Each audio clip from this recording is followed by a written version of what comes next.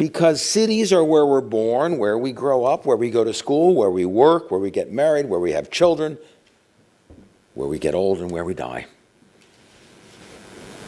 And they are really the core of our identity, but also the essence of what politics is supposed to be about. Politics is creating the physical framework within which we can live out our lives, our professions, in which we can pray and play and do the things we care about, have art, have culture, make love, do all those things. It's a framework.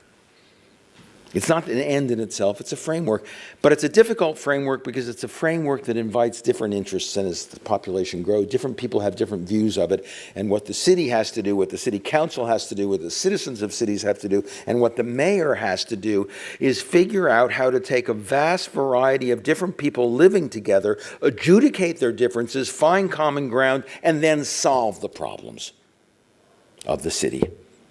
And you can't stand on ideological principle, and you can't allow paralysis and gridlock to break down government. You've got to get the job done.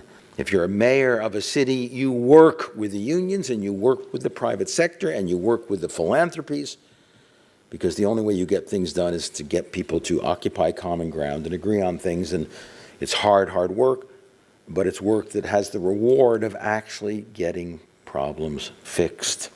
And mayors are like that, which is why mayors are fundamentally pragmatists, not ideologues. Even mayors who come from a party background, as many of them do in Europe, where they're appointed in many places like Holland, they come with ideological baggage, but very quickly they learn if they're going to be an effective mayor, they better get rid of their ideological baggage, because they've got to get consensus. They've got to make things work.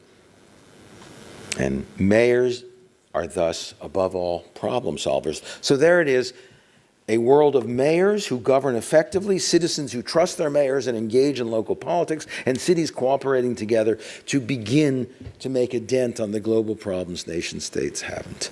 An optimistic, a positive scenario, one that can once again engender hope among young people and immigrants about the possibilities of democracy, and that have some chance at helping us to, if not sustainability in the future, at least to survival.